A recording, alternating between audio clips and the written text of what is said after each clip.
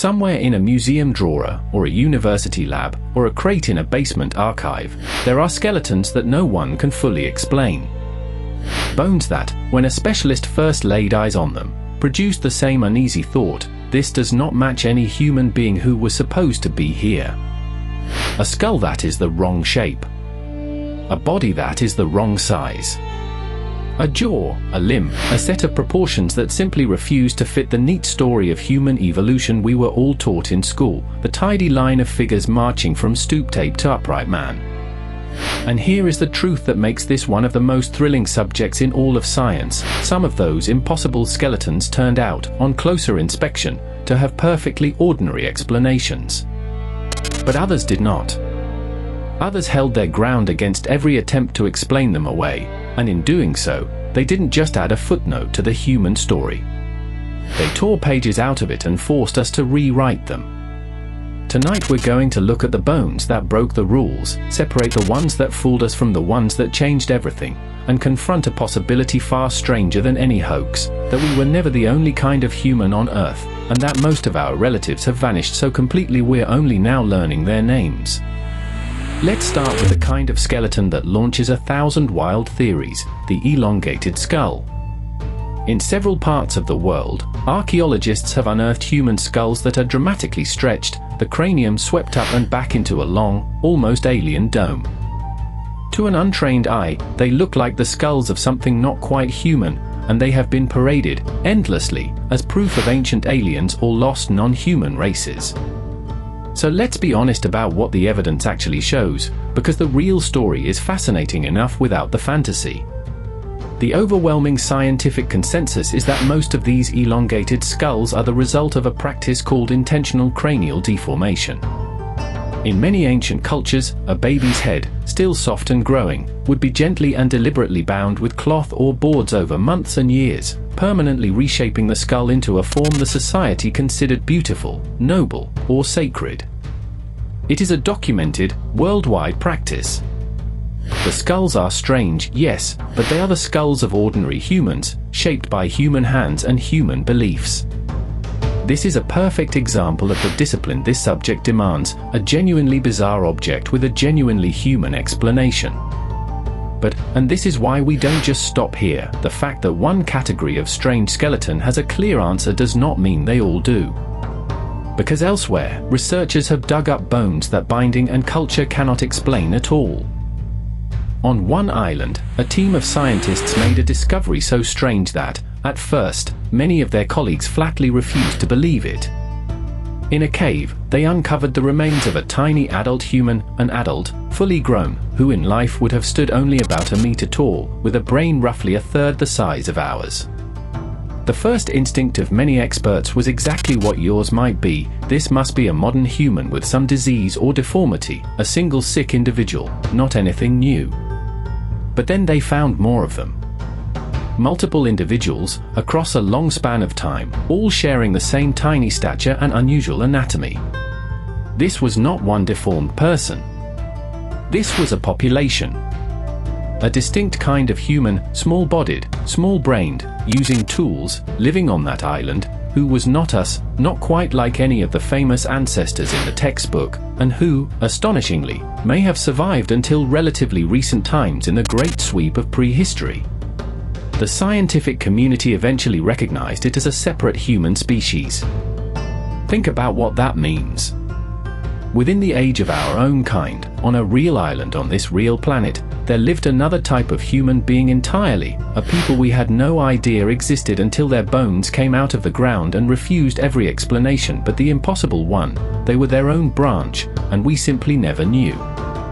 And then there is the discovery that is, in my view, the most haunting of all, because it reverses the entire mystery. Usually the puzzle is a skeleton with no matching people. Here, the puzzle is a people with almost no skeleton. In a remote cave, researchers found a scrap of a finger bone and a couple of teeth, almost nothing, the kind of fragment that in another era would have been catalogued and forgotten. But this was a time when we had learned to read the genetic code locked inside ancient bone. And when they extracted and sequenced the DNA from that tiny fragment, the results stopped them cold. It did not belong to a modern human. It did not belong to our famous close cousins whose remains fill museums. It belonged to a previously unknown kind of human, an entire population, distinct from us and from our known relatives, revealed almost entirely through their genetic ghost. We have their DNA. We can even see traces of it living on inside many people today, because our ancestors met them and had children with them. But of their actual bodies, their skeletons, their faces? We have almost nothing, a sliver of finger, a few teeth. An entire branch of humanity, confirmed to have existed, walked the earth, and mingled with our own line, and it is very nearly invisible in the fossil record. If a whole people can leave behind so little bone, the obvious, staggering question follows: how many others left behind nothing at all? Now step back and see what these scattered strange skeletons, taken together, actually reveal. For a long time, the popular picture of human evolution was a ladder, a single, tidy line, one form neatly replacing the last, climbing steadily toward us, the finished product standing alone at the top. Every discovery like the ones we've just walked through has taken that ladder and shattered it. The real picture is not a ladder but a forest, a dense, tangled, branching thing, with many different kinds of humans budding off, living side by side, overlapping in time and even in place. For long stretches of the deep past, our planet was not home to one kind of human. It was home to several at once, tall and short, big-brained and small, our own ancestors sharing the world with other peoples who thought and made and buried their dead and are now entirely gone. We are not the top of a ladder. We are the single surviving twig of a great branching tree, the one lineage that happened to make it through, while every other branch was pruned away by time. And the strangest skeletons, the ones that fit nothing, are the fragments of those lost branches, surfacing just often enough to remind us that the human story was never lonely. It was crowded. So what do we do with all this, with the skulls that had a simple answer and the skeletons that had an earth-shaking one? We hold both truths at once, and that is the real lesson buried in these bones. On one side, we owe it to the truth to resist the lazy thrill of the fantastic. Most anomalies are not aliens or lost super races. The elongated skull is a bound skull, the giant is often a misread or exaggerated find, the impossible is usually just the unfamiliar. Skepticism is not the enemy of wonder, it is what keeps our wonder pointed at things that are actually real.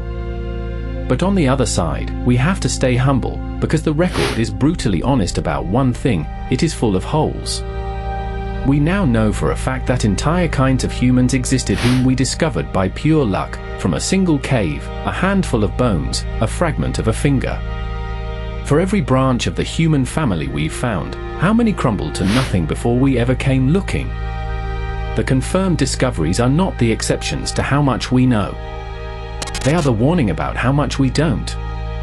So the next time you hear about a skeleton that shouldn't exist, don't leap to aliens, but don't dismiss it either. Sit in the far more interesting space between the knowledge that our own planet, in its deep past, was populated by other humans we are only beginning to meet. So let me leave you with this. If a single finger bone can reveal an entire lost people, how many of our vanished relatives do you think are still out there, waiting in the ground? And would we even recognize them if we held their bones in our hands? Tell me in the comments. I read every single one.